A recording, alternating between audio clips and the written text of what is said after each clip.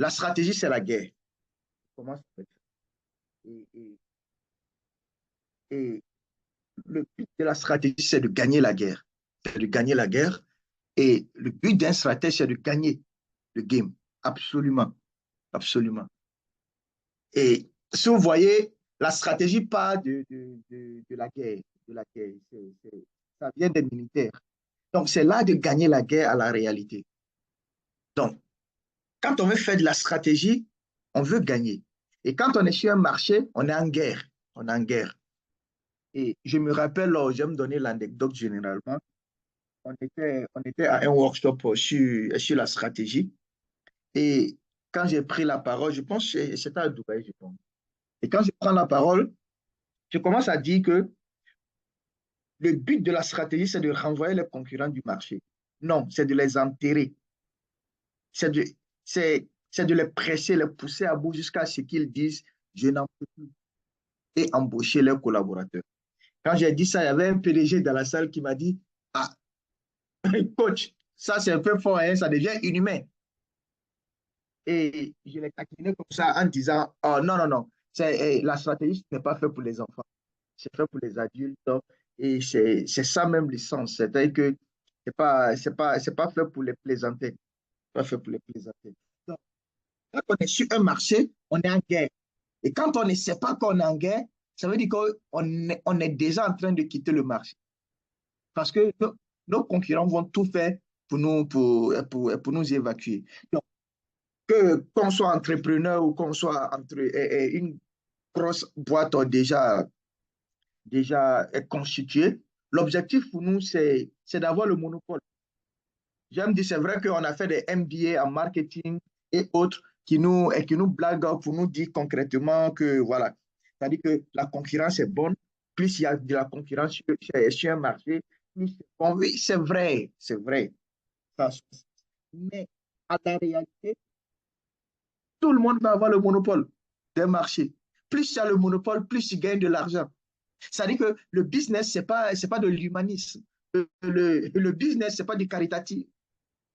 C'est pas des jeux non caritatifs, du moins. C'est du caritatif. Donc, quand on rentre en business, on veut gagner de l'argent, on veut posséder un marché de telle sorte que le marché soit uniquement à nous. Si jamais on doit le partager, qu'on donne le peu aux autres.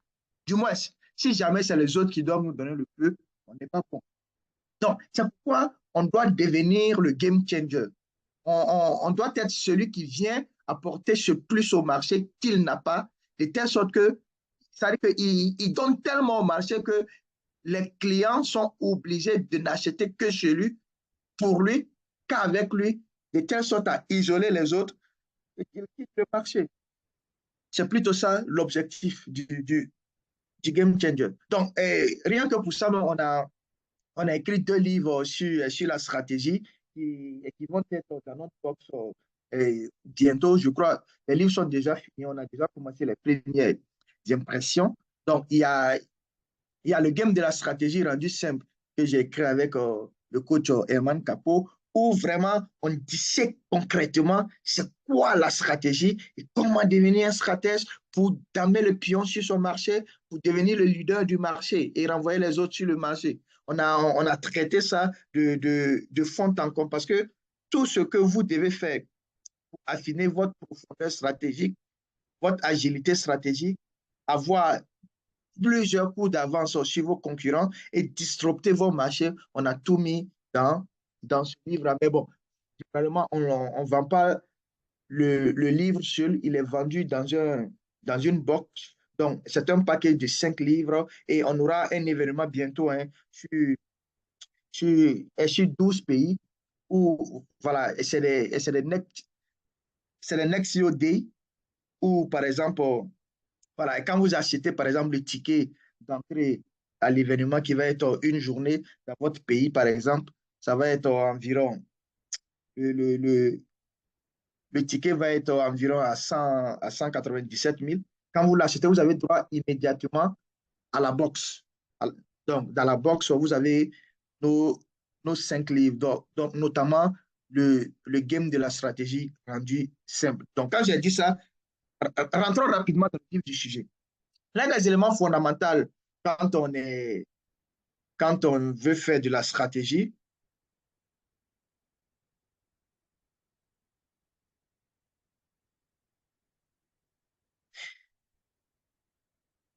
c'est de travailler sur trois éléments. Trois éléments. C'est-à-dire que lorsque vous êtes sur un marché, vous avez absolument des avantages compétitifs actuellement. C'est ce qu'on va appeler vos forces pour le commun des mortels, mais c'est des avantages compétitifs. Vous avez peut-être des offres qui vous permettent de drainer actuellement des clients sur le marché.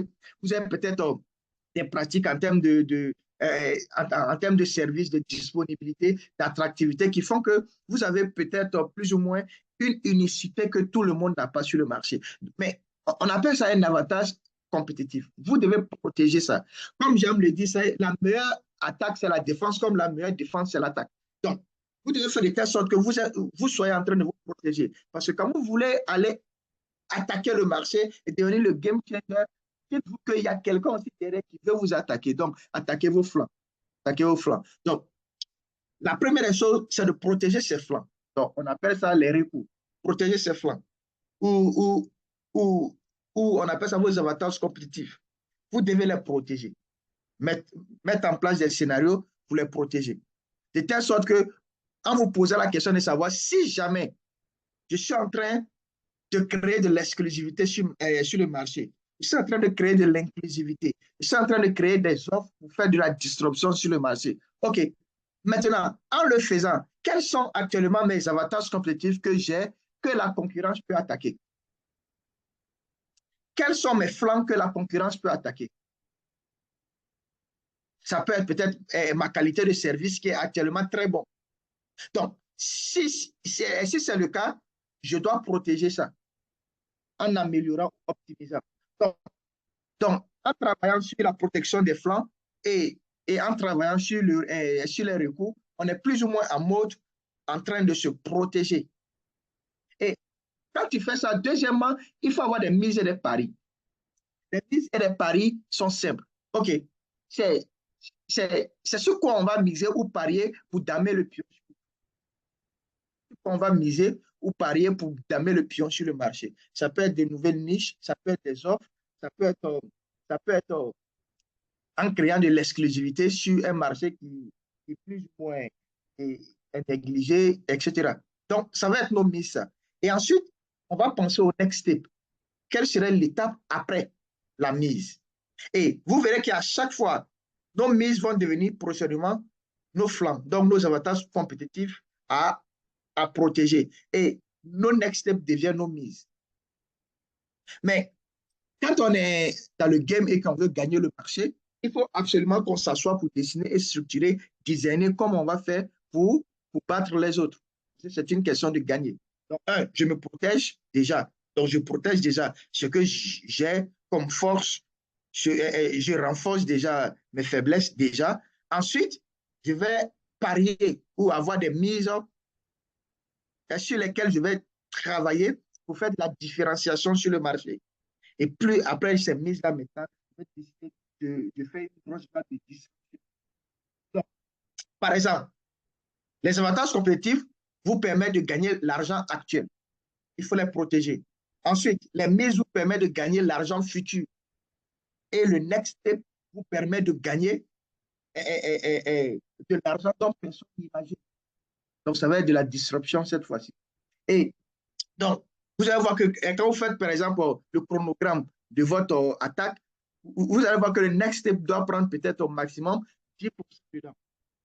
Les mises vont prendre peut-être 30% et les 60%, c'est les recours, donc la protection.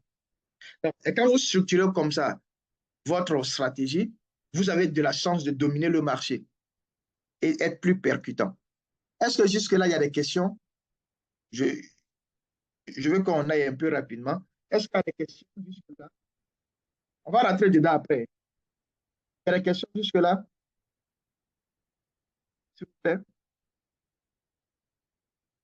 OK, wonderful. Donc, s'il y a des questions, vous levez la main ou bien vous écrivez dans le chat. Que ça soit un peu participatif. Donc, très rapidement, alors, de la stratégie, de la naïveté ou de la méchanceté. Alors, ces trois éléments-là nous trompent généralement. Moi, j'aime dire que l'un des meilleurs stratèges du 21e siècle, ou du moins du 20e siècle, je vais dire, oui, du 20e siècle, il s'appelle Machiavel. Donc, Machiavel a tellement été mal dessiné qu'il n'est pas compris. Mais Machiavel ne s'adresse pas à monsieur tout le monde. Machiavel s'adresse à des gens comme nous qui veulent gagner la guerre du marché. Maintenant, l'idée selon laquelle, OK, la fin justifie moyen, et les moyens, moi j'y crois parfaitement. La fin justifie les moyens. Maintenant, la question c'est, OK, quels moyens on va utiliser pour justifier nos fins? C'est là la vraie question. Donc, lorsque vous ne gagnez pas parce que vous avez eu peur d'être vilain, ce que vous n'avez pas de stratégie, donc on dit que vous êtes naïf. C'est-à-dire que, par exemple, il y a des choses à faire sur le marché pour gagner. Toi, tu refuses de le faire parce que selon toi, c'est vilain, c'est manché. On dit que tu es naïf. C'est pas que tu n'as pas de stratégie. Mais généralement, on n'a même pas besoin de faire des choses vilaines. On n'en a pas besoin. Deuxièmement, quand il faut avoir recours à la méchanceté, par exemple, faire des vilainies qui ne vous profitent qu'à court, moyen et long terme, on n'appelle pas ça de la stratégie. On appelle ça de la méchanceté gratuite. C'est de la distraction. Par exemple, tu es suicidaire. Ça peut pour retomber là-dessus. Donc, il y a d'autres qui ont eu des stratégies qui sont des vilainies, par exemple. Voilà. Vous, vous savez. Vous savez. Mais ce n'est pas une stratégie. Pourquoi?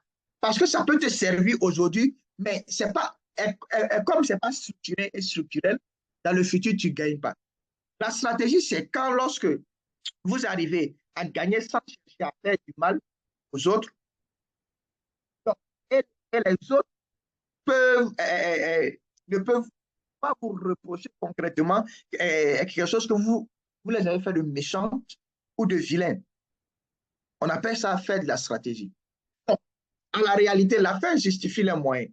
La fin, c'est qu'on gagne la guerre du marché. La question, c'est quels moyens on utilise. Est-ce qu'on utilise des moyens à court terme qui vont nous profiter aujourd'hui, qui vont nous profiter demain, ou est-ce qu'on utilise une stratégie en bonne et due forme, en se basant sur la protection des flancs, en se basant sur nos mises et en se basant sur les next steps, de telle sorte qu'on soit celui qui est en train d'amener l'innovation sur le marché constamment, celui qui crée des exclusivités et à chaque fois qu'il voit que son exclusivité est en train d'être copiée, il transforme ça en inclusivité.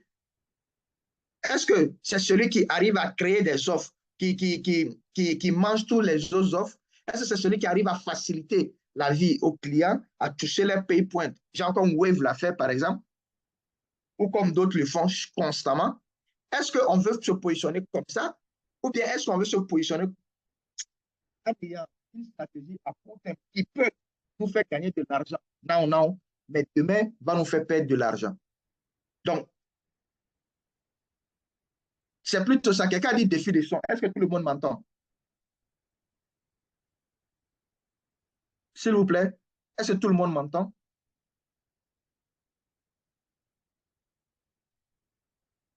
Des coupures. OK. Bon, la plupart disent 5 sur 5. Donc, peut-être ceux qui disent des coupures là, peuvent essayer de se reconnecter.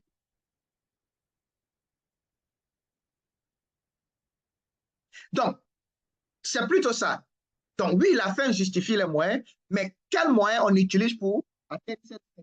C'est là que, c'est là que se trouve la différence entre un stratège et quelqu'un qui est en attendant sur un marché, qui va quitter bientôt. Bon, avant qu'on entre dans le game de la stratégie, il y a des choses à faire. La première chose, c'est de comprendre que la stratégie nécessite du temps, de l'analyse et de la structuration. Un, la vision. C'est votre conception de ce à quoi la victoire et l'excellence durable doivent ressembler. C'est-à-dire que c'est ça la vision. Donc, la stratégie y est connectée et vous permet de réaliser. Donc, vous voyez la différence. C'est-à-dire que la vision, c'est le type de victoire qu'on va avoir. À quoi va ressembler l'excellence durable qu'on va créer? Je sais. Maintenant, la stratégie te permet d'y aller. Maintenant, la stratégie, c'est ce que vous faites lorsque vous ne savez pas quoi faire. Et prenez le temps pour analyser, évaluer, scénariser votre game plan. Donc, généralement, quand quelqu'un me dit voilà ce que je vais faire, je dis, donc, on ne parle plus de stratégie. La stratégie, c'est quand je ne sais pas qu'est-ce qu'il faut faire, par exemple, pour, pour réaliser cette victoire ou pour réaliser cette excellence durable. C'est là qu'on commence à faire de la stratégie. Mais à chaque fois que on veut faire retoucher 2 à 3 choses, on appelle ça de la tactique. Donc, c'est comme avant de rentrer sur un terrain pour jouer un match. Il y a la stratégie qu'on a fait. Donc, OK, on dit, OK, le Real joue contre le Barça. Désolé, je suis supporter du Real. Je ne sais pas comment les gens font pour supporter le Barça. Bon, on appelle ça balle perdue en Côte d'Ivoire. Vous souffrez, les supporters du Barça. Paix à vos âmes. Donc, et si avec Camerounais encore, c'est vrai que tu es supporter du Barça, tu es Camerounais. Là, c'est pire encore. Bon, la belle famille, il fallait que je vous attaque aussi. Non, non, non. Faut être plus sérieux. Le Real doit jouer contre le Barça. Et le Barça et le Real, chacun a préparé sa stratégie avant le match. Et quand on arrive sur le terrain, tout ce qu'on fait pour coordonner, pour rattraper 2 à 3 gammes, on peut appeler ça de l'excellence sur le terrain. Non? On peut appeler ça de l'excellence opérationnelle ou de la tactique. Ce n'est plus de la stratégie. Donc, en parlant de la tactique, c'est ce que vous faites lorsque vous avez un game plan avec vos options variées et votre feuille de route secrète, du moins, et vous savez quoi faire face à une situation ou une variation de données. C'est ça qu'on appelle la tactique. Donc, c'est très différent. Et généralement, on est sur le qui-vive. On est sur le qui-vive en pensant qu'on est en train de faire de la stratégie. Le temps. Prendre le temps de structurer son game plan pour gagner. Donc, j'ai dit de suite, on sait qu'est-ce qu'on va faire pour protéger. Du moins, on a réfléchi et analysé si ce qu'on va faire pour protéger nos flancs. Un, on sait sur quoi on va parier. Deux, on sait c'est quoi le next step pour durer sur le marché et pour être celui qui apporte les innovations futures. Donc, celui qui se positionne dans la tête du client pour savoir quel sera ce type de consommation dans 2, 3, 4 ans. Donc, là, on a notre game plan. Maintenant, quand on a le game plan maintenant, on va rentrer, on va transformer ce game plan-là à travers des initiatives stratégiques et autres pour pouvoir gagner. Ensuite, l'agilité exécutive. Donc, on sait naviguer, lire entre les lignes, exécuter son plan et opérer des mouvements structurés pour gagner. Généralement, la plupart d'entre nous, on fait du surplace. Mais comme l'ambition n'est pas extraordinaire, on arrive à s'en sortir. On arrive à s'en sortir. Mais généralement, on n'a pas cette agilité exécutive-là pour pouvoir mieux exécuter. Il y a d'autres même, c'est que et quand je cause avec des dirigeants, je me rends compte qu'ils n'ont exécuté que 20% de leur game plan. 20% de leur game plan. Mais après, ils arrivent à s'en sortir sur le marché parce que peut-être la concurrence n'est pas farouche, bien l'ambition n'est pas trop grande. La retraite. L'une des clés majeures en stratégie, c'est de savoir quand battre en retraite. Faire le point et refaire à nouveau le scénario de la victoire prochaine. C'est très fondamental. Souvent, ceux qui gagnent le match, par exemple, on va prendre le cas de Orange avec Wave. Ils ont eu assez de maturité pour battre en retraite, pour revenir plus fort. Donc, et quand ils ont compris que aller au front contre Wave, par exemple, ça ne va pas les arranger, ils ont rebattu en retraite. Donc, ils ont redistribué les cartes et ils sont revenus sur le marché. Et si vous voyez, c'est que la tangente que Wave avait pris, ils sont en train de les rattraper maintenant. Et ils ont pu bloquer Wave sur les autres marchés. Mali. Donc, Wave est au Mali, mais ce n'est pas comme en Côte d'Ivoire, par exemple. Donc, au Mali, quand tu fais une transaction, c'est plutôt Orange, monnaie généralement. Ils Ils ont damé le pion, donc ils ont fermé le Burkina, ils ont fermé les autres. Mais c'est parce qu'à un moment, ils ont failli aller de façon frontale, ils ont vu qu'ils ne pouvaient pas. Donc, ils ont rebattu les cartes, ils sont allés en retrait, et ils ont revu, ils ont refait les points, ils ont revu les scénarios pour gagner. Et ils sont en train de gagner. Est-ce que vous voyez le marché maintenant? Ils sont en train de rebattre les cartes et ils sont en train de mieux reprendre le marché encore. Donc, avant, à un moment donné, en Côte d'Ivoire ou bien au Sénégal, on s'en foutait trop et on s'en foutait un peu et Orange nous agaçait.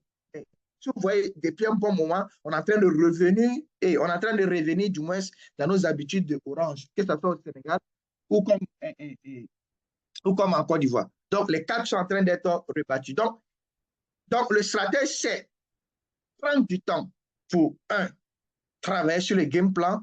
Deux, il a assez d'agilité exécutive pour savoir quand naviguer et lire entre les lignes pour exécuter son game plan, opérer des mouvements structurés pour gagner. Et en troisième position, il sait battre en retrait quand il sait que on m'a pris par la gauche, par exemple. Par exemple, Pose qui a quitté le marché ivoirien devait à un moment donné battre en retrait. Mais voilà, ils ont continué d'attaquer. Donc, souvent, il faut savoir battre en retrait. Y a-t-il des questions jusque-là? Il y a des questions jusque-là? Code Bekis, on peut regarder dans le conversé.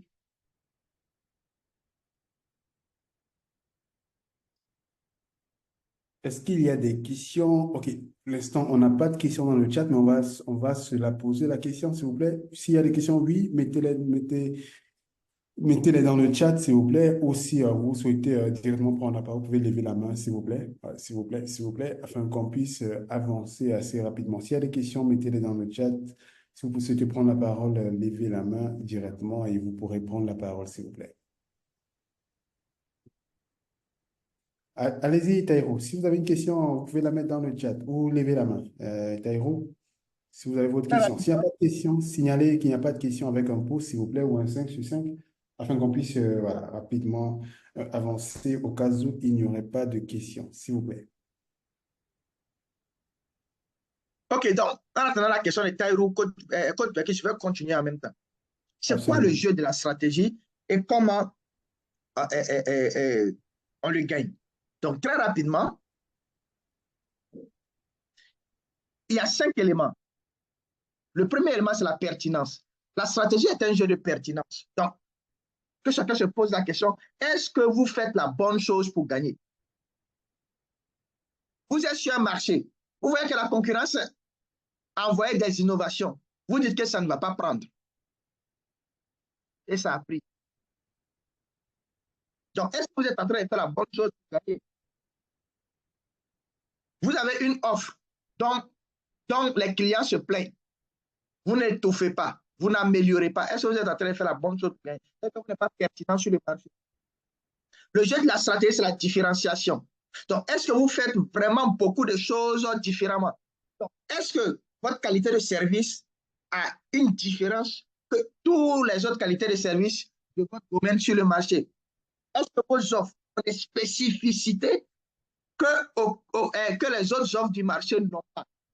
Par exemple, généralement, quand tu trouves les gens du même domaine, ils te disent non, non, non, ça là c'est une offre standard. Donc, nous tous, on a cette même. Ils ont pratiquement des jobs. Mais wow. Ajouter des spécificités sur vos offres, c'est ce qui crée la différenciation.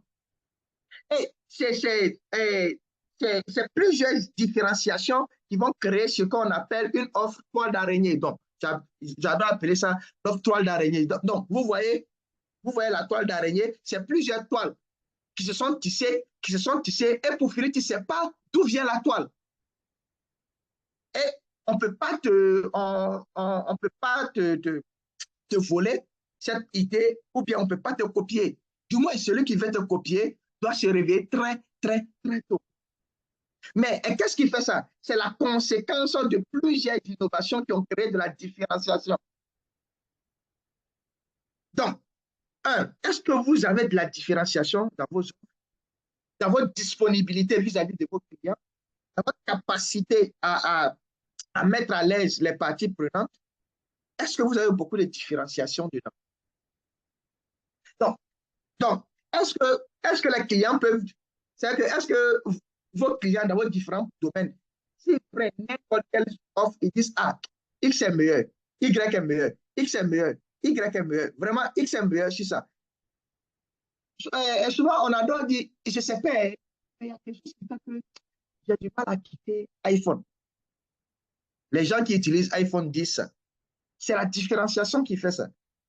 Donc, les gens qui sont Samsung adorent dire, bon, je ne sais pas, mais bon, iPhone, je ne sais pas comment les gens aiment iPhone, mais moi, Samsung est.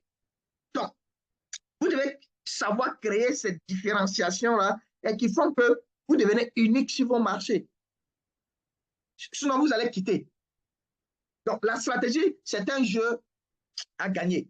Donc, est-ce que vous faites pertinemment et clairement des choses pour gagner? C'est ça la vraie question. Donc, est-ce que c'est vous qui tirez le taureau par les cornes ou c'est le taureau qui vous tire par la tête? Question. Est-ce que c'est vous qui arrivez à gagner la plupart ou bien la plus grande part du marché depuis les 5 années? Sinon, ce n'est pas bon. Maintenant, est-ce que la part de marché que vous gagnez depuis une période donnée est significative vis-à-vis de la concurrence, bien sûr? Et je me rappelle, il y a quelqu'un qui m'a dit que non, vous savez, M. Koulibaly, nous on atteint nos objectifs. J'ai dit, OK, on atteint le chiffre d'affaires, on atteint la rentabilité. J'ai dit, non, tu n'as rien compris. Arrivé à un certain niveau, le jeu n'est plus en termes de chiffre d'affaires ou en termes de rentabilité. Non. Le game n'est plus ça. Le game, c'est que ce n'est plus en termes de chiffre d'affaires ou de rentabilité. Ça se lie en termes de est-ce que c'est moi qui dicte le marché? C'est ça. Donc, à un moment donné, c'est la question qui prédomine. On n'est plus dans le chiffre d'affaires, on n'est plus dans la rentabilité, on n'est plus dans l'assainissement de portefeuille. Non. On est dans est-ce que c'est moi qui dicte le marché? Non, effectivement, mais c'est ça à un moment donné. Et souvent, effectivement, on est tellement lié au chiffre d'affaires et à la rentabilité souvent, c'est pourquoi on n'a pas de stratégie pour gagner le marché. Quatrième, la stratégie est un jeu de combat. Est-ce que vous faites montre d'assez de détermination, de variation et miser avec et miser assez ou parier assez pour gagner? Donc, et comme je le disais, à un moment donné, la plupart des entreprises sur nos marchés n'ont pas de stratégie gagnante ou combative. Pourquoi? Parce que, non, c'est qu'on met en place une stratégie uniquement pour atteindre nos objectifs de chiffre d'affaires. Point. Ou bien, nos petits objectifs de rentabilité, quoi, tu vois, et puis c'est bon. Mais on n'est pas en mode guerre. On n'est pas en mode destruction. Excusez-moi, mais bon, toi, tu ne vois pas les choses comme ça, tu n'es pas à même de chambouler ton marché. C'est plutôt ça l'enjeu. Donc, à la fin, une seule personne va gagner. Imaginez ce qui vous arrivera si ce n'est pas vous. Quel est votre plan pour gagner et survivre, prospérer? C'est pourquoi la stratégie est un jeu de survie. Donc c'est que celui qui va être le game changer doit être en mode destructeur. Pas destructeur déjà, non, mais en mode destructeur du marché. Je viens chambouler la manière de faire les choses. Je viens augmenter la plus-value des clients. Je viens rendre facile ce qui était compliqué pour les clients. Donc, ce que les gens appellent des désirata pour les clients, moi, je vais venir rendre ça pour eux plus ou moins un privilège. Pourquoi pas créer des offres premium avec? Mais tout ce dont les gens se plaignent, je transforme ça en opportunité pour les clients, pour le marché, bien évidemment. Et c'est ce qui fait une signature. Donc, vous allez voir que quand vous êtes en mode comme ça, vous n'avez pas objectif chiffre d'affaires ou objectif rentabilité. Non, ce n'est pas votre défi, ça. Vous êtes ailleurs. les sociétés comme, chose, comme, comme, comme Apple ou bien comme Samsung, on ne parle plus de chiffre d'affaires ou chose. Non, non, non. Donc, là-bas, même si tu as fait 10 000 milliards de chiffre d'affaires et que ton concurrent a fait 1 milliard de chiffre d'affaires, tu n'es pas content, tu ne dors pas parce que tu sais que tu n'es plus le game changer. Donc, c'est là que se joue la subtilité. C'est là que se joue la subtilité. On peut prendre les questions maintenant pour ceux qui en ont posé. Ou bien peut-être en parlant, est-ce que j'ai répondu en même temps à les questions? Si c'est le cas, ils n'ont pas me dire On aussi. verra bien, on verra bien. Allez, rapidement, il y a la question de Taïro, voilà, qui demandait à ce que si tu peux, s'il te plaît, préciser, voilà, par rapport, c'est quoi un game plan, voilà, c'est quoi un game plan, puisque tout à l'heure, tu parlais de game plan. Donc, si tu peux, voilà, un peu élaborer là-dessus pour Taïro. Et puis, on a également Camaro qui dit quelle est la constante d'une stratégie commerciale, quel que soit le type d'entreprise. Quelle est la constante? OK. Non, non, je crois que non, le game plan est simple. C'est un, ça doit prendre en compte qu'est-ce qu'on va faire pour être pertinent sur le marché. C'est pourquoi je disais, est-ce qu'en répondant, j'ai répondu à la question. OK. Qu'est-ce qu'on va faire pour, pour faire la bonne chose pour gagner? Un. Deux, qu'est-ce qu'on va faire pour créer la plus grande différenciation sur le marché? Trois, qu'est-ce qu'on va faire pour rester pertinent, pour gagner, pour continuer à gagner sur le marché? Quatre, qu'est-ce qu'on va faire en termes de détermination et de variation tactile pour rester ceux qui mènent le jeu sur le marché? En termes d'innovation, on dit que c'est vous les premiers. En termes de changement, on dit que c'est vous les premiers. En termes de... si on dit que, si on dit qu'il y a une nouvelle offre, on pense à vous. Si on dit qu'il y a un nouveau service, en termes de qualité, on pense à vous. Si on dit en termes de disponibilité, on pense à vous. Tout. Donc, qu'est-ce qu'on va faire pour rester ça? Ensuite, qu'est-ce qu'on va faire pour maintenir notre survie sur le marché? C'est comme vous allez voir que je suis en train de détailler les trois choses que je vous ai proposées depuis en haut. Un, la protection des flancs. Deux, nos mises et paris.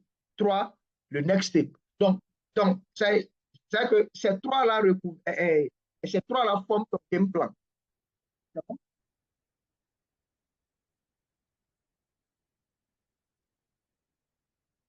C'est bon pour Taïrou? C'est oui. La deuxième question, c'était quoi? Coach Bekis Zadie. Deuxième question de Camaro, voilà, était de savoir quelle est la constante d'une stratégie commerciale et voilà, quel que soit le type d'entreprise. Non, non, il n'y a pas de constance. C'est ça la bonne nouvelle. C'est-à-dire qu'il n'y a pas de constance dans la stratégie commerciale pour une entreprise. Si constance existe, c'est le ton que le marché vous donne. C'est le ton que le marché vous donne. Mais il n'y a pas de constance. Et tous ceux qui sont en mode constance se détruisent eux-mêmes. Il n'y a pas de constance. Et c'est pourquoi il faut être, il faut être, il faut être en mode game changer.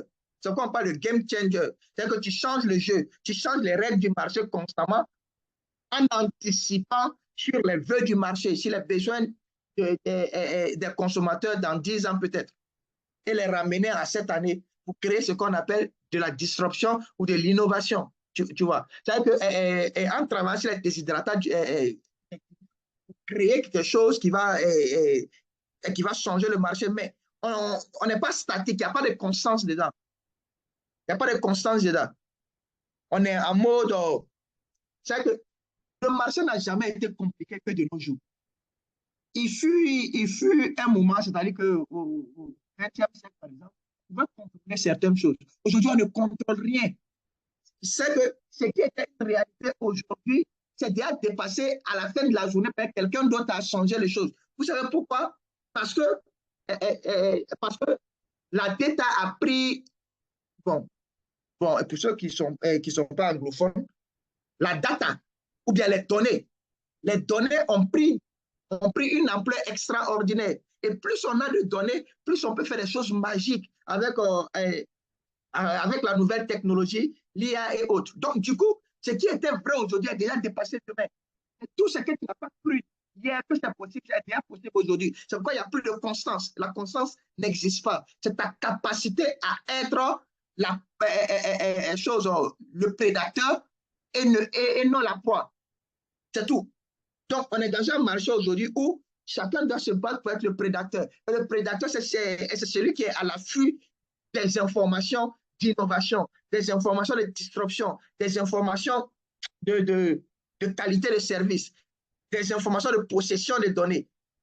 Quand les concurrents te battent, tu deviens une proie parce qu'ils vont te broyer. Donc, il n'y a pas de constance aujourd'hui en termes de stratégie. C'est pourquoi chacun doit être un game changer. C'est-à-dire que c'est en termes d'état d'esprit, pour être orienté, OK, je veux que je sois la règle du marché. Je veux être la norme du marché. Et quand on est connecté comme ça, vous voyez, on n'a pas d'ambition de chiffre d'affaires ou on n'a pas d'ambition de rentabilité. Parce qu'en le faisant, on dépasse le chiffre d'affaires et on dépasse la rentabilité. On n'est plus dans ce défi-là. Ce défi-là, c'est pour, c'est pour les petites entreprises ici, là. Arrivé à un certain moment, on est ailleurs. Par exemple, pourquoi, par exemple, la plupart des banques quittent, quittent l'Afrique, surtout les grandes banques, les grandes banques européennes ou bien les grandes institutions financières européennes? C'est simple. Parce qu'ils ont une constance en termes de stratégie commerciale qui n'est plus d'actualité. Le marché africain est tellement dynamique, rapide, que quand tu n'es pas en mode game changer, tu es mort. Donc, c'est pourquoi ils ne peuvent plus. Ils vont partir parce qu'ils vont dire que ce n'est pas rentable. Effectivement, parce que quand tu ne maîtrises pas le jeu sur ce marché-là, tu es mort. Donc, je ne sais pas si j'ai répondu à la question de la deuxième personne. La troisième question, c'était quoi, Code Bekis? Magnifique. Allez, rapidement, goutte de goutte. On a la question de Calavi qui dit ça sert à quoi d'être un game changer si la rentabilité ne suit pas? Non, non, non, non. Comme on est en train de dire, quand on a un mode game changer, ça veut dire que on devient le marché. C'est-à-dire on fait le chiffre d'affaires que les gens rêvent et on fait la rentabilité que les gens rêvent. Du coup, nous, ça ne nous dit rien. Nous sommes en mode, on veut rester la règle du marché. S'il y a une innovation sur le marché, c'est nous. S'il y a de la disruption sur le marché, c'est nous. S'il y a du changement sur le marché, c'est nous. On est plutôt à l'affût de ça. Donc, comme je disais, les entreprises comme Apple, par exemple, là, non, ils n'ont pas de question de rentabilité. Ils ont des flux extraordinaires. Donc, ils peuvent même se dire, OK, cette année-là, on ne travaille pas. Et ils pourront payer les actionnaires parce qu'ils ont généré tellement de dividendes. Non, non, non, c'est extraordinaire. Mais ils vivent du marché. Tu vois, c'est le marché qui les fait respirer. C'est les prédateurs. On va dire comme ça. Donc ils sont à la fuite des proies. Les petites entreprises, là, non, non, ils sont le marché. J'ai répondu à la question de la question. Donc, quand on est à ce niveau, la rentabilité n'est pas un défi.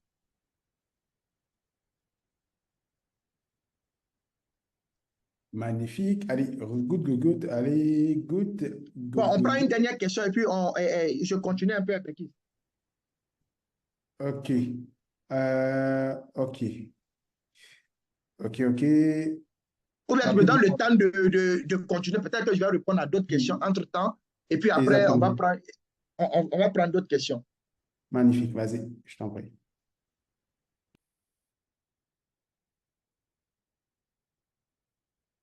Donc, il y a 5 questions qu'on doit se poser pour être concentré et agile quand on fait ta stratégie. N'oubliez pas la stratégie, l'agilité stratégique ou l'art de négocier avec les réalités, c'est que dans le contexte militaire, on dit souvent qu'aucune stratégie ne survit au premier contact du terrain ou de la réalité. Et ceux qui ne savent pas faire preuve d'agilité stratégique ont souvent plus tendance à échouer. C'est pourquoi je disais à celui qui a posé la question, est-ce qu'il y a une tendance? Non, il n'existe pas de tendance. La tendance, c'est ce que tu fais pour gagner. Et tu vois que ce que tu veux faire pour gagner, n'est pas forcément ce que quelqu'un d'autre veut faire pour gagner. C'est pourquoi la tendance n'existe pas. Mais c'est la finalité qui est la plus importante, gagner. Donc, ce que je suis en train de faire, est-ce que ça va me permettre d'être très pertinent, du moins le plus pertinent du marché, le plus gagnant du marché, le plus innovant du marché, le plus disrupteur du marché. Si ce n'est pas le cas, on ne s'en sort pas. Donc, il faut de la concentration pour finir par gagner. Mais il faut aussi savoir lire et entendre les signaux du risque de défaite au lieu de rester campé sur ses premières lectures et suppositions. C'est pourquoi, une fois de plus encore, effectivement, il n'y a pas de constance. Parce que souvent, il y a d'autres qui commencent quelque chose, et tu vois que ça ne va pas te donner, ou bien que ce n'est pas en train de te donner, et tu insistes et tu persistes sur de changer. Parce que tu n'es pas agile. Parce que tu n'es pas agile. Donc, le but de la stratégie, comme je disais, c'est de changer la réalité en sa faveur. C'est pourquoi on ne peut pas se plaindre de la réalité. Donc, quand quelqu'un se plaint de la réalité, on adore dire à Etienne, mais attends, c'est quoi le but de la stratégie? C'est de changer une réalité dont on ne peut pas s'en plaindre. Donc, et cela débute avec plus ou moins une prise en compte des caractéristiques de cette réalité, et cela nécessite aussi une analyse très approfondie. Donc, que dois-je faire que dois-je faire du moins ça pour te changer à ma faveur? Et c'est la question qu'on doit poser à la réalité. Que dois-je faire pour te changer à ma faveur? Donc, pour ça, il y a 5 questions rapidement. Hein. Donc, l'objectif, qu'est-ce que je veux vraiment et absolument? C'est très fondamental. Qu'est-ce que moi ou mes interlocuteurs veulent absolument? Ça commence par c'est la première question. Il faut être très concentré en termes d'agilité. Parce que on peut avoir des choses, on peut faire des choses et on se rend compte que ce que nous on veut là, c'est pas ce que peut-être nos interlocuteurs veulent. Souvent, tu veux des choses, mais ce n'est pas ce que le marché demande. Ou ce n'est pas ce que les clients veulent. Mais on persiste dedans. Je me rappelle, il y a une directrice marketing à l'époque qui avait fait une grosse campagne et qui voulait faire une grosse campagne sur quelque chose. Donc, elle a fait sa stratégie, tout. Et puis, ils m'ont proposé ça. Et puis, je lui ai posé une question. Je lui ai dit, c'est super. Elle dit, oh, c'est très super. Je lui ai dit, c'est super pour qui? Pour toi ou, ou pour tes clients? Elle dit, hey, tu m'as eu, hein. C'est vrai que on a fait en se focalisant sur nous-mêmes. Mais, mais, mais on s'est dit que ça serait super. Je dis, non, non, s'il te plaît. Non. Et ce que tu veux n'est pas forcément ce que nous, on veut en tant que client ou bien interlocuteur. Donc, il faut revoir les choses. Donc, souvent on persiste dans les conneries. Les options. Quelles sont les possibilités de variation ou bien des possibilités et les variantes d'engagement dont je dispose? Un. De deux, quelle combinaison et alliance je peux faire? C'est les options que j'ai. C'est pourquoi, si vous êtes dirigeant ou bien une grosse entreprise, vous pouvez décider de ravaler des petites entreprises, plus ou moins, pour augmenter votre portefeuille. Ou bien, par exemple, vous pouvez décider d'absorber un métier. L'une des choses qui arrive, je crois que on a subi un moment, vous vous rappelez avec Youp. Qui se rappelle de Youp? Youp ou bien Youp, un truc comme ça. Non, c'est Youp. Donc, alors, c'est une banque qui avait décidé de faire de la fintech. C'est pourquoi ça n'a pas marché. Donc, il fallait, au lieu de ravaler une fintech qui va faire de la fintech pour eux, ils ont voulu eux-mêmes faire une fintech.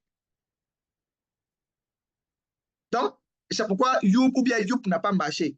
Je ne sais pas trop. Ah oui, quelqu'un est en train de me dire Youp, pourquoi je ne sais pas. Donc, oui, et c'est pourquoi ça n'a pas marché, par exemple. Donc, souvent, il faut avoir les options en termes de possibilités, de variantes, d'engagement pour pouvoir faire des combinaisons et des alliances. C'est très fondamental. Deuxième, la réalité et la certitude. De quoi, du moins, je dois tenir compte et qui est déterminant lorsque je veux gagner. À quoi ai-je affaire? De quoi ils sont trop sûrs, donc mes concurrents et autres, que je dois exploiter ou bien que je peux exploiter. C'est très fondamental. Et ensuite, je crois que je suis en train de répondre à beaucoup de questions. Hein. Tous ceux qui m'ont posé la question game plan, je suis en train de détailler depuis un certain moment. Ensuite, la concession. Qu'est-ce que je dois céder? Donc, amener les autres à céder momentanément ou partiellement pour gagner quelque chose. Donc, souvent, il y a un terrain que tu dois lâcher. Quelqu'un me dira, OK, si tu vois que tu n'es pas en train de gagner, puis tu te replies, est-ce que la concurrence ne va pas prendre trop de terrain? C'est possible. C'est possible. Mais déjà, tu savais que tu n'es plus ou pas, tu es en train de mourir. Donc, c'est mieux de revenir et réfléchir et rebondir. Et c'est comme quand la Russie a laissé, par exemple, les Ukrainiens rentrer sur son territoire. Tu vois, donc souvent tu replies et puis tu reviens en force. Donc, il faut souvent faire des concessions quand on est en stratégie, quand tu t'en sors pas. Maintenant, souvent, tu décides de faire céder les autres.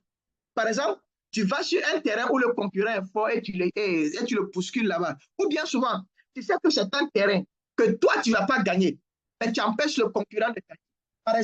Par exemple, il a créé une offre d'exclusivité par exemple, pour ses clients VIP. Ces choses-là, il ne donne qu'à ses clients VIP. Moi, je décide d'investir dedans pour donner ça à tout le monde, même les clients les plus pauvres. Donc, je ne gagne pas, il ne gagne pas. Donc, puisque c'était peut-être une mise pour lui, ça me freine dans son évolution. Entre-temps, j'ai créé des exclusivités ailleurs qui vont me permettre d'être rentable sur la folie que j'ai faite face à la concurrence. Ensuite, le boulevard et le timing. Qu'est-ce que je peux exploiter à fond et que personne ne voit? Donc là maintenant, c'est ce qui va te permettre de faire de la disruption pour finir par gagner. Donc, quelle fausse impression je peux donner et comment divertir pour avoir la voie libre? Souvent, tu décides d'aller sur des créneaux. Tu fais le pourtant là-dessus pour permettre à la concurrence de se concentrer là-bas. Et entre-temps, maintenant, tu te concentres toi-même sur ce qui est ta force ou bien sur la niche que tu veux développer. Donc, tu fais une diversion. Par exemple, tu veux faire, par exemple, une campagne, par exemple, pour tes clients VIP, je suppose. Mais tu sais que cette campagne-là, si tu la lances, un concurrent peut venir mettre le feu dans la poudre. Il fait boum, tu ne gagnes pas, il ne gagne pas. Comme je sais ça, je décide de créer une autre campagne pour la masse. Donc, comme c'est la masse et que ça va faire plus de pourcents, il aura l'impression que c'est ça que je veux faire, mais à la réalité, c'est une diversion.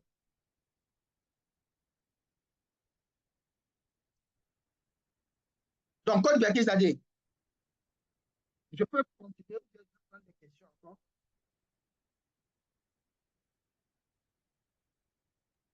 Bon, Oui, tu peux oui. continuer. Tu peux continuer et puis on va prendre la question juste après OK. si on va Donc, les avoir dans le chat. je parlais de suite, je vous disais que la stratégie, c'est la guerre. Donc, la guerre est tranchée, le business, c'est la guerre, qu'on le veut ou pas. Donc, pour gagner les guerres, il faut laisser entendre à vos équipes que vous avez votre survie à négocier. C'est très fondamental. Parce que il faut que tout le monde se batte. Si vous vous rappelez la guerre de l'Ukraine et puis la guerre entre l'Ukraine et puis la Russie, ce n'est pas qu'en termes d'armement, l'Ukraine peut battre la Russie. Mais non. Seulement que les Ukrainiens ont su mobiliser les gens. Du coup, le peuple est sorti pour s'arrêter devant les militaires. C'est ce qui a ralenti l'attaque russe. Et pendant ce temps, ils ont eu le temps maintenant de se préparer un peu. Donc, les Russes qui avaient cru qu'ils allaient battre l'Ukraine en une semaine, 2 semaines, on est en train d'aller, je ne sais pas, dans 3 ans maintenant, si je ne m'abuse pas. Et pour les gens qui ont la date fixe, là, vous pouvez écrire dans le converser. Mais c'est dû au fait que, les Ukrainiens ont laissé entendre à tout le monde que c'est leur survie qu'ils sont en train de négocier. la survie du pays et du peuple. Donc, c'est que quand tu veux gagner la guerre, il faut absolument savoir mobiliser les équipes autour de soi. Deuxième, rappelez à vos équipes, c'est qui et quoi l'ennemi. C'est très fondamental. Qui est l'ennemi? On se bat contre qui? Est-ce qu'on se bat contre un concurrent ou est-ce qu'on se bat contre le marché? Il faut savoir dire concrètement aux équipes. Est-ce qu'on se bat pour faire du chiffre d'affaires ou est-ce qu'on se bat pour être des game changers? Donc, c'est que le message d'annonce que tu vas donner à tes équipes-là, c'est ce qu'ils vont prendre comme ennemi à combattre. C'est que tu vois que généralement, on a des grandes entreprises où les gens sont intelligents, mais les gens n'arrivent pas à prendre des initiatives, ils n'arrivent pas à innover, ils n'arrivent pas à faire des propositions disruptives parce que tout simplement, le message est peut-être on va augmenter, on va faire 10% du chiffre d'affaires de l'année dernière. Tu vois, donc ils sont concentrés à faire 10% du chiffre d'affaires de l'année dernière. Donc, on ne va pas plus que ça parce que l'ennemi, c'est ça. Donc, il faut savoir concrètement décréter l'ennemi à l'équipe pour savoir qui on est en train de combattre. Et vous verrez que l'équipe va s'élever à la dimension et au niveau du challenge. Ensuite, créer des terrains impraticables et des offres ou des capacités minées qui nécessitent beaucoup de chiens. Donc, il est important que quand tu veux gagner la guerre du marché, quand tu es game changer, il faut créer des terrains impraticables. Donc, l'un des terrains impraticables, par exemple, quand je suis web, je dis, OK, je fais X à 0 francs. C'est un terrain très impraticable qui est difficile à suivre. Donc, avant qu'on puisse suivre là, c'est très douloureux. Ou bien quand je suis Coris Bank, je me lève un jour, je dis, OK, je vais faire une folie en Afrique. Comme personne ne fait ça en Afrique, donc moi, en tant qu'entrepreneur, quand je suis NASA, moi, en tant qu'entrepreneur, je veux que, souvent, j'ai des difficultés qui fait que dimanche, là, j'ai besoin d'argent. Mais les banques ne travaillent pas. OK, nous, on ouvre dimanche. Donc, je crée un terrain impraticable. Ou miner, du moins, avant que les concurrents arrivent à me suivre là, ils vont suer un peu. Donc, être prêt à dormir dans les tranchées, travailler 20 fois plus, dormir moins et avaler les niches. Donc, là, c'est en termes de rythme et combativité. Donc, quand on est game changer, ça doit se voir au niveau du dirigeant que vous êtes, mais aussi ça doit se refléter sur tous vos collaborateurs. Mais c'est le dirigeant qui donne le rythme.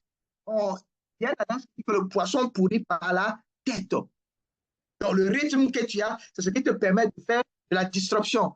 C'est pourquoi des gars comme Elon Musk dormiront par terre. Donc, continuer à renforcer la capacité individuelle, mentale et émotionnelle, ainsi que les sentiments d'appartenance. Alors, l'un des éléments très fondamentaux, c'est que quand on est dans cette chose-là, la gestion émotionnelle est très importante. Très, très important. C'est pourquoi il faut renforcer la capacité émotionnelle et mentale de vos équipes. Mais aussi, il faut les former. Il faut les former. Moi, je me rappelle, je vous dis quelque chose, puis je n'ai pas donné le nom du marché. On va travailler avec, donc, on travaille avec un groupe X.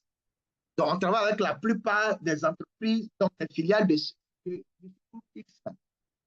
Et il y a une filiale de ce groupe X-là qui a fait malin. Donc, on allait travailler avec la concurrence, donc le concurrent de cette filiale X-là. Et tenez-vous bien, le concurrent qui était au bas de l'échelle, le concurrent a gagné beaucoup de marchés maintenant. Beaucoup de marchés maintenant.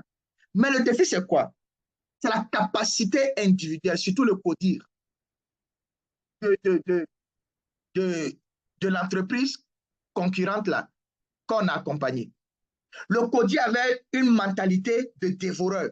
C'est qu'ils en voulaient tellement que c'était extraordinaire. Et je me rappelle encore, on a eu des trucs et puis on est revenu avec la filiale du groupe qu'on accompagne. Et quand je prends le codir, Je me rends compte que c'est qu'ils en veulent moins. Ils en veulent moins. Et je leur ai dit directement, je dis, avec cette attitude, vous ne pouvez pas gagner la guerre du marché. Il y a quelqu'un même qui m'a dit, non, non, non, on a qu'à déjà fait ça un peu. Dans un codi. Je dis, rien que ça, là, état d'esprit comme ça, une mentalité comme ça, fait que vous ne pouvez pas gagner la guerre. Non, il faut que tout le monde soit à bloc et malade. C'est-à-dire qu'on a en tête qu'on a une guerre et on va gagner la guerre. Ensuite, corriger les vulnérabilités, sortir des tranchées et attaquer pour terminer la bataille. Donc, vous avez vu qu'à un moment donné, l'Ukraine qui subissait a décidé de maintenant sortir du tranché et attaquer pour terminer la bataille. Mais même s'ils sont en face d'une nation militairement malade comme la Russie, donc ce n'est pas évident. Le business, c'est la guerre. Le jour où vous oubliez que vous êtes en guerre, ce jour-là que vos challengers ont fini avec vous. Absolument. Donc, voilà. Maintenant, en fonction de si vous êtes David ou bien si vous êtes Goliath, il y a des choses à faire. Hein. Voilà. Donc, quand tu as une petite entreprise, il faut savoir ce que tu dois faire. Quand tu as une grosse entreprise, il faut savoir ce que tu dois faire. Par exemple, quand tu as une petite entreprise, il faut ignorer les intimidations et les menaces. Parce que quand tu es une grosse entreprise, il faut renforcer et multiplier tes menaces sur le marché. Donc, il faut faire croire que vous n'êtes pas sur le même terrain. C'est très fondamental. Parce que quand les gros savent que vous êtes sur le même terrain, il faut que croyez. Donc, il faut rendre la dynamique invivable quand tu es gros pour les petits. Ainsi de suite. Donc, c'est quelques éléments qui vont vous permettre, plus ou moins quand vous êtes petit ou grand, de savoir ce que vous devez faire pour changer plus ou moins le game.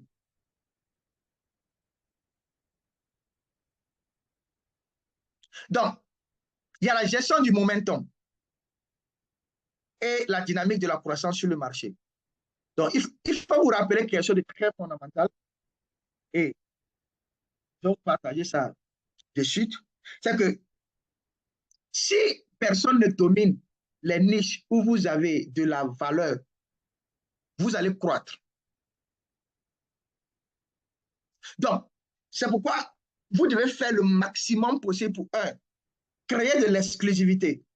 La croissance en étant, et si vous avez de l'exclusivité, des chasses gardées, vous allez faire de la croissance en échantéité. Bon, vous allez faire des croissances plus structurées et structurelles. Pour ça, il faut créer des exclusivités, des chasses gardées que vous alimentez au fur et à mesure. Un, deux, il faut renforcer ça. Donc, vous devez continuer à renforcer vos exclusivités et vous redimensionner pour renforcer vos exclusivités. C'est très fondamental. Trois, du moins, il faut s'auto-attaquer. Donc, il faut simuler les attaques ou anticiper les attaques. Simuler les attaques, c'est-à-dire que si vous ne créez pas de concurrence fictive entre vous et vous-même, pour vous auto-détruire, c'est le concurrent qui va vous détruire. Par exemple, nous, par exemple, quand on a des offres, on attend que c'est la concurrence qui crée une autre offre. Il va faire qu'on se dit non, non, l'offre qu'on a créée là n'est plus parfaite. Il y a de nouvelles offres qui prennent. Alors que c'est nous-mêmes, on doit créer de nouvelles offres pour tuer nos offres. Donc, quand on a un mode care, on se dit, OK, l'offre qu'on a là, si la concurrence devait créer une autre offre pour tuer ça, quelle offre serait-elle? Et nous-mêmes, on crée ça. Donc, on s'auto-attaque et on s'auto-détruit avant d'être attaqué ou détruit par la concurrence. Donc, c'est quelqu'un qui disait que, OK, si tu crées des offres et que toi, tu crées de nouvelles offres pour tuer ton offre, c'est bon pour toi, c'est une bonne nouvelle.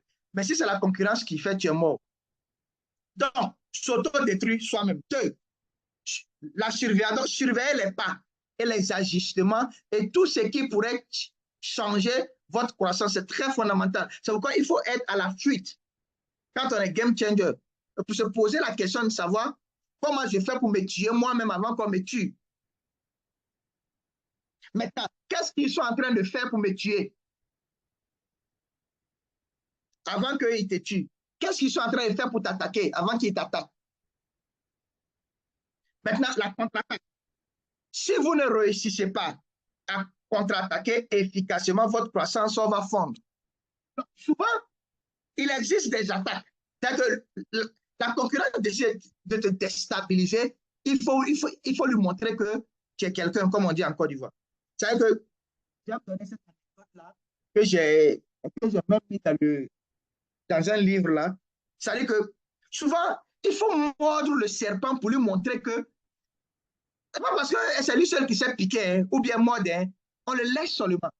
Donc souvent, tu prends le serpent, quand le serpent te mord là, tu le prends, et puis tu le mords aussi. Pour lui montrer que je sais mordre aussi. Et c'est ça. Souvent, la concurrence veut te tester.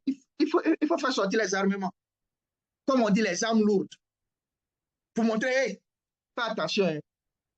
Donc, stagnation et perte. Si vous réussissez la contre-attaque, les concurrents perdront. Sinon, vous allez stagner et c'est vous qui allez perdre. Parce que, si vous, comme je l'ai dit, si personne ne domine les niches où vous avez de la valeur, vous allez croître. Mais si c'est le contraire, vous allez stagner ou vous allez perdre du terrain si vous ne faites rien pour gagner. Donc, retenez, je crée de l'exclusivité et les exclusivités des concurrents, je rends ça inclusif. Donc, je crée de l'exclusivité et je rends l'exclusivité de la croissance inclusive et de la concurrence inclusive.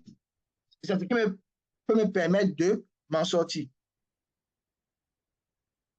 Donc, rapidement, donc un stratège habile est un joueur d'échecs. Donc, un game changer est un joueur d'échecs.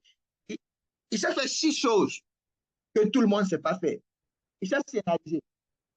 Donc, quels sont les scénarios que vous voulez imaginer et créer pour renforcer vos positions et capacités sur votre marché ou dans votre domaine? C'est très fondamental. Donc, c'est un scénariste. Deuxième, c'est un calculateur. Qu'est-ce que vous devez dire? Qu'est-ce que vous devez vous dire et développer pour passer de l'agité nerveux au calculateur? Et quand vous êtes prédateur, vous calculez tout. Vous êtes à l'affût des proies, des diversions, des attaques. Vous êtes à l'affût de la nouvelle innovation. Vous calculez tout. Vous êtes observateur. Donc, quels sont les domaines, acteurs, facteurs, terrains, secteurs, aspects de votre business et de votre marché par rapport auxquels vous devez déployer un dispositif pour mieux suivre et mieux les surveiller? Observateur, surveilleur, très fondamental. Quatrième compétence, provocateur. Quelles sont les séries de provocations, de diversion, d'innovation, d'aventure que vous allez utiliser pour distraire, divertir et dévier la concurrence? Souvent, tu décides de créer une offre que tu sais que ça ne va pas être rentable pour toi, mais rien que pour créer de la diversion avec la concurrence. Pourquoi la plupart des gens ne sont pas des game changers? Parce qu'on ne veut pas prendre de risques. Donc, anticipateur, pourquoi et comment vous allez être plusieurs? Quel scénario vous devez anticiper et vous préparer à parer ou gérer? Donc, il faut anticiper. Anticiper les coûts. Anticiper les coûts de la concurrence. Anticiper les innovations sur le marché. Anticiper le mode de consommation des consommateurs. Ensuite, il faut être intraitable. Quels sont les types de choix et orientations sur lesquels vous devez devenir plus tranchant, ferme et incisif pour gagner vos games sans perdre du temps? Donc, ces 6 éléments-là, ces 6 compétences-là, si vous arrivez à les développer, vous devenez un malade. Vous devenez un malade. Donc, rapidement, donc, comme je vous l'ai dit en amont, on est en train de faire des next COT. Les next COT, on a créé, on a écrit 5 livres qui vont être dans une box. C'est pour les dirigeants. Il faut absolument les avoir pour être des malades. Donc, on parle de stratégie, on parle de la vie de CEO, les douleurs, les frustrations, le karma de dirigeants, et les réalités de dirigeants que les dirigeants supportent, qu'ils n'arrivent pas à comprendre ou que d'autres n'arrivent pas à supporter et comment les supporter en réalité pour rester stable émotionnellement en termes de développement et accroître son business. On a parlé de stratégie approfondie. Et ce qui est en train de faire actuellement, c'est un jeu d'enfant. Hein. Ce n'est qu'une petite introduction, tout.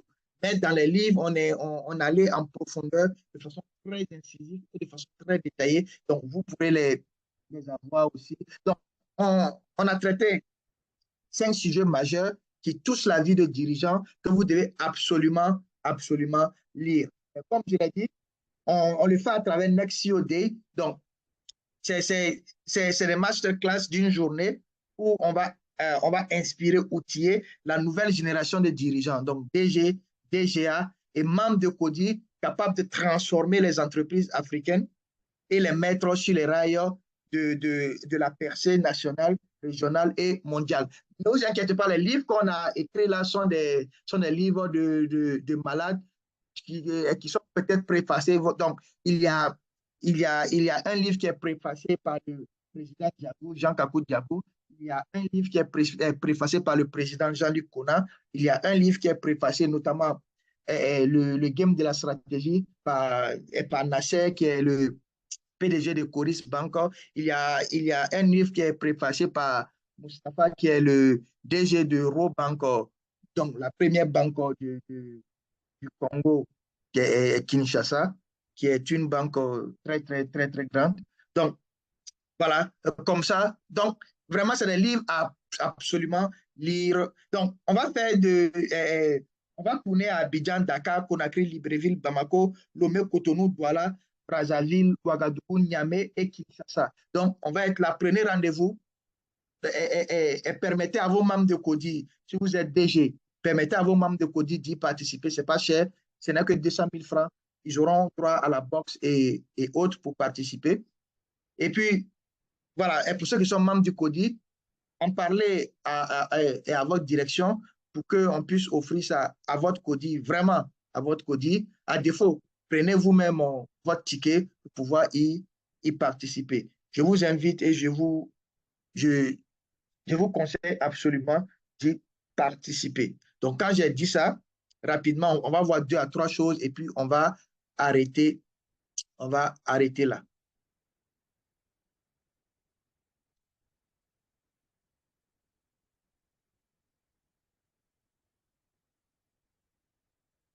Donc, comme a dit la meilleure opportunité pour ces ayants droit était, voilà, pour ces ayants droit ou ces sector holders.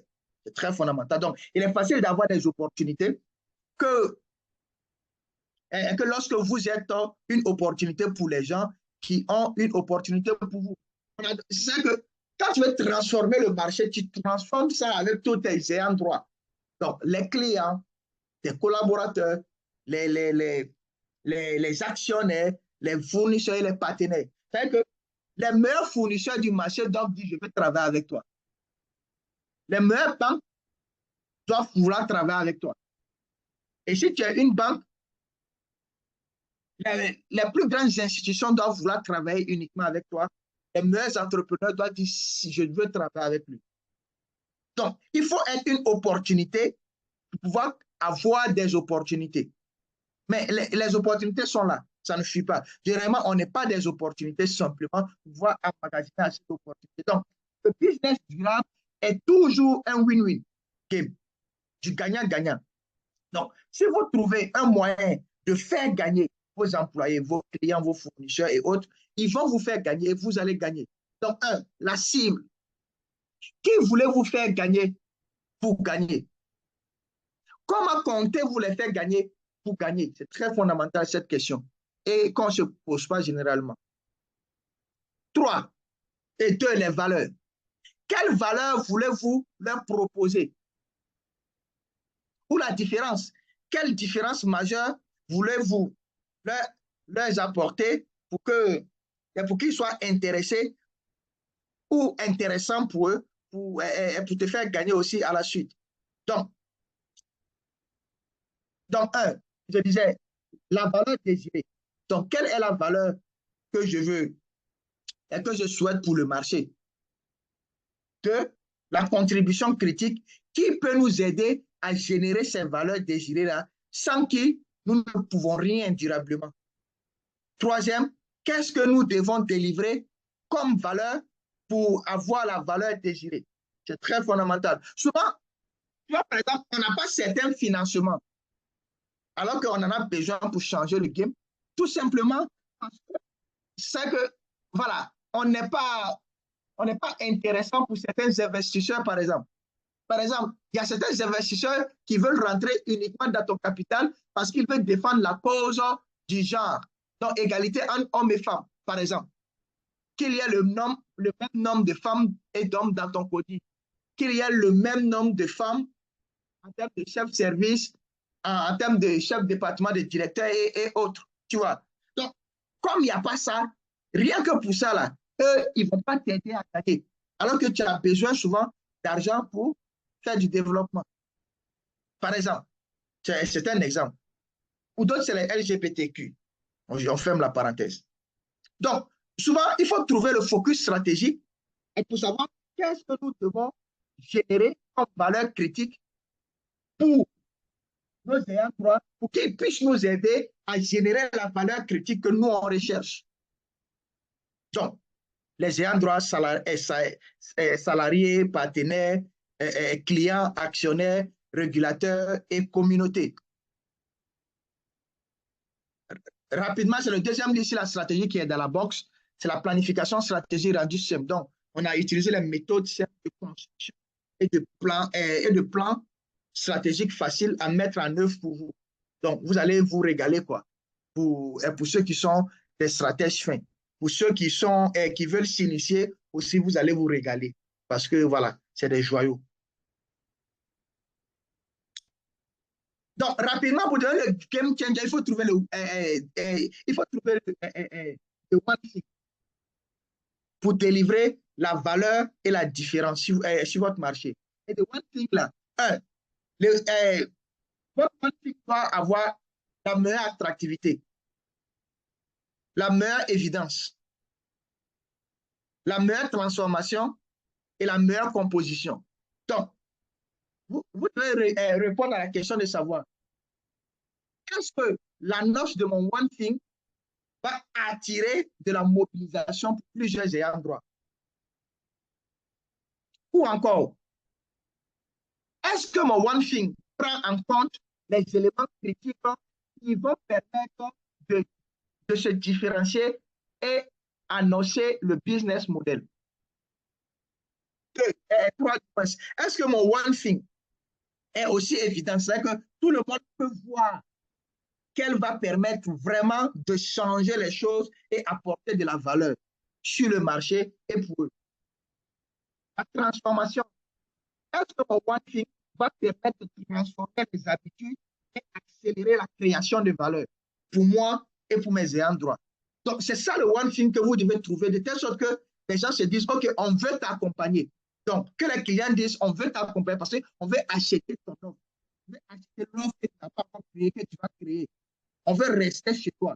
Donc, on veut, parce que ton one thing arrive à créer une valeur à vie. Que les investisseurs disent qu'on veut rester et on veut investir que toi. Que les collaborateurs disent vraiment c'est the best place to be. Du moins, c'est the best work to be.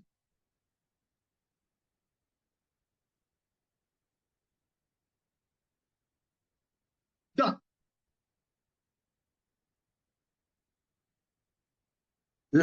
la vraie formulation va être ça. Excusez-moi.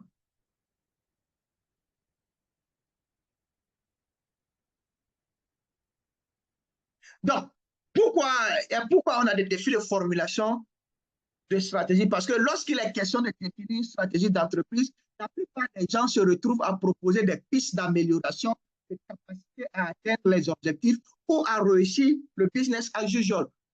Donc, l'opérationnalisation et autres.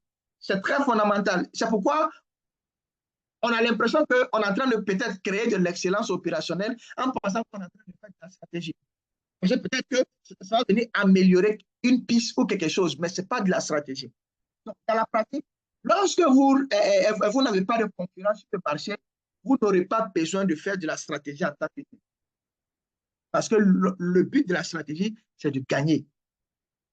Donc, pour faire de la stratégie, il faut un challenger ou des défis qui vous disputent votre détermination à capter, générer, protéger et multiplier de la valeur sur vos marchés. Quand vous n'avez pas ça, ce n'est pas évident. Maintenant, l'amélioration capacitaire vise l'excellence. C'est différent.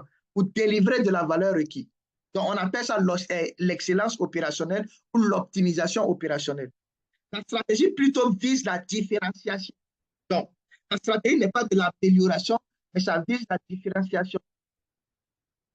Donc, rapidement, on va voir quelques annonces. Donc, quand on veut traduire peut-être l'excellence opérationnelle, on va dire, OK, vous intégrez les meilleures pratiques du marché. Et quand on veut faire de la stratégie, on va dire, vous avez décidé d'offrir une valeur particulière à une cible donnée pour attirer, capter exclusivement de la valeur et atteindre vos objectifs. Donc, la nomenclature devient différente. La consigne est différente et le plan d'attaque devient différent. Deux, vous travaillez à améliorer votre présence sur le marché, par exemple, parce que les concurrents sont présents. Ce n'est pas de la stratégie, c'est de l'excellence opérationnelle ou de l'optimisation opérationnelle. La stratégie interviendra lorsque vous décidez d'aller là où personne ne peut aller et arriver à engager du revenu qui fait la différence dans vos rangs. C'est là où on dit que vous êtes en train de faire de la stratégie. Donc, voilà. Je crois que c'est quelques exemples. Ça vous permet rapidement de voir quelle est la différence entre la stratégie et l'excellence opérationnelle dans la formulation. Pour que, voilà, vous, vous arrivez à faire désormais la différence entre les deux.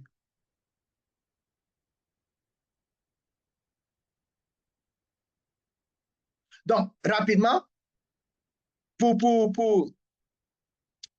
formuler la stratégie pertinente pour damer le pion sur son marché, il faut travailler sur les avances. Quelles sont les avances que nous allons optimiser et renforcer en termes de la qualité de réseau, par exemple, la couverture, la synergie, par exemple. Donc, c'est une visée spectaculaire. Quels détails et dimensions supérieures nous allons atteindre en termes de couverture, par exemple?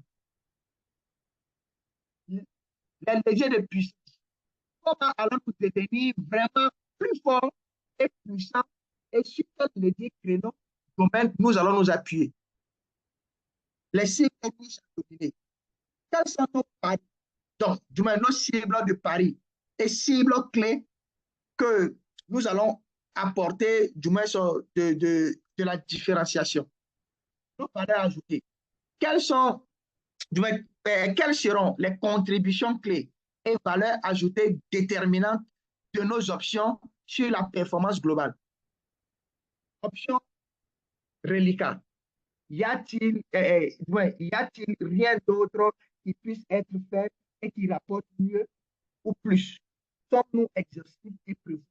Donc, ça vous permet de bien formuler déjà votre stratégie. Je vais m'arrêter là rapidement. On a dépassé. Donc, merci beaucoup. Code Bianchi Zadie. Comme je file rapidement, donc, je fais ça en même temps en conclusion. Donc, très rapidement, je vous ai parlé de 5 livres qui sont plus ou moins en sortie. Donc, les 5 livres sont là. C'est de Nexio Pack, donc que je disais, où on traite la journée du dirigeant dedans, on a rendu simple, où on traite la planification stratégique, on a rendu simple, où on traite la vie de CEO dedans, où on traite le leadership visionnaire qu'on a rendu simple, et le game de la stratégie aussi qu'on a rendu simple. Donc, si vous êtes dirigeant, que vous avez ces 5 livres-là, vous êtes sauvé. Merci beaucoup. Et puis, je vais te redonner la parole là. Et puis, on va se dire à la prochaine. Donc, un code Biakizadeh va nous donner plus d'informations sur les box et l'événement de ce que je nous ai donné. Merci beaucoup.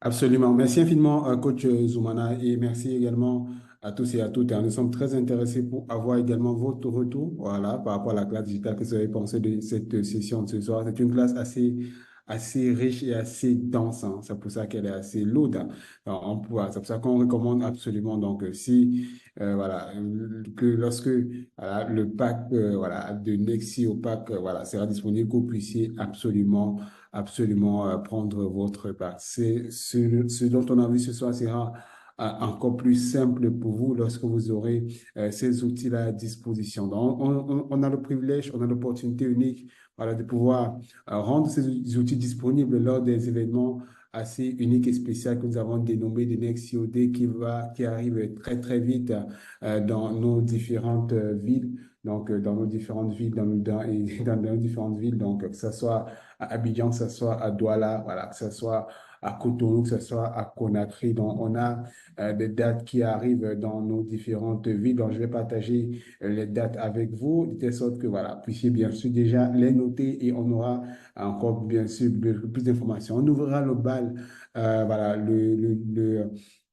le jeudi 24 octobre prochain, ça sera à Abidjan, voilà, au Sofitel voilà, hôtel d'Abidjan. Voilà, et ensuite, voilà, on sera le samedi 2 novembre à Bamako, au Mali. Voilà, également, on sera le jeudi 14 novembre, voilà, au Radisson Blu de Brazzaville, voilà, au Congo.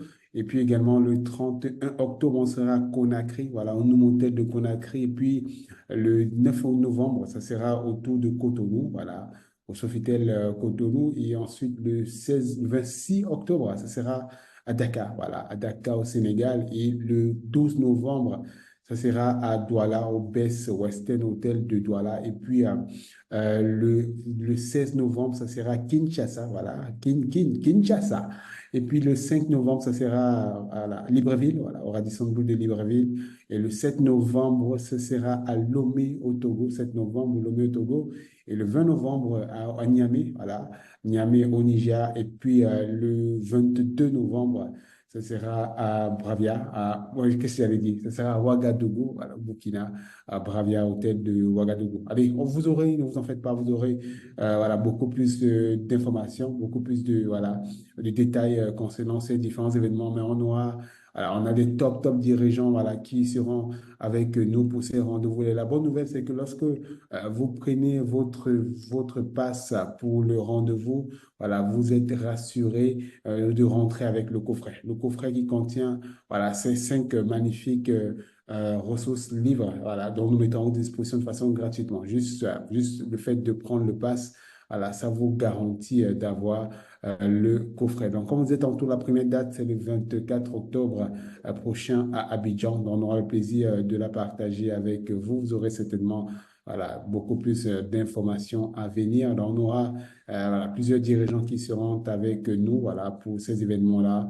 On aura plusieurs événements, voilà, plusieurs dirigeants et, voilà, et voilà, top dirigeants voilà, euh, ce sont de l'Ouest d'Afrique centrale et du monde, voilà, avec nous pour ces événements-là. Allez, c'est ce qu'on souhaite partager avec vous pour l'instant. On aura certainement beaucoup d'autres, voilà, plusieurs d'autres détails qui viendront les jours à venir concernant cela. Mais c'est quelque chose qui est, allez, voilà, c'est imminent. C'est dans moins de 33 jours pour le premier. Voilà, ça sera le 24 octobre à Abidjan. Voilà, c'est en Côte d'Ivoire. Allez, là, rapidement, je ne sais pas ce que vous avez pensé de la classe ce soir. Voilà, si c'est le cas, dites-le nous dans le chat.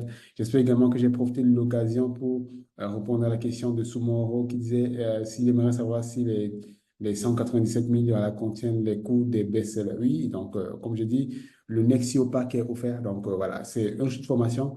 En plus de ça, le pack vous est gratuitement offert lors de cet événement, lors de ce Nexio Day, là. Allez, Good, good, good. Allez, merci infiniment à tous. Ça fait un plaisir. Donc, rendez-vous le mardi prochain lorsqu'il sera également 17h30 GMT. Ça fait un plaisir pour nous de partager avec vous ce moment assez exceptionnel. C'était rapide, également, c'était également concis. Et on aura l'opportunité certainement de revenir plus en détail sur plusieurs points et sur plusieurs sujets. Allez, excellent week-end à tous. On espère vous avoir ajouté la valeur ce soir. Quant à nous, on sera de retour le mardi prochain lorsqu'il sera exactement 17h30 GMT. Merci infiniment à tous et à très vite pour une autre occasion assez spéciale, pour une autre classe digitale assez spéciale, une classe digitale de Next COD. Allez, merci à tous et excellente fin de soirée, excellent week-end. Ciao, ciao.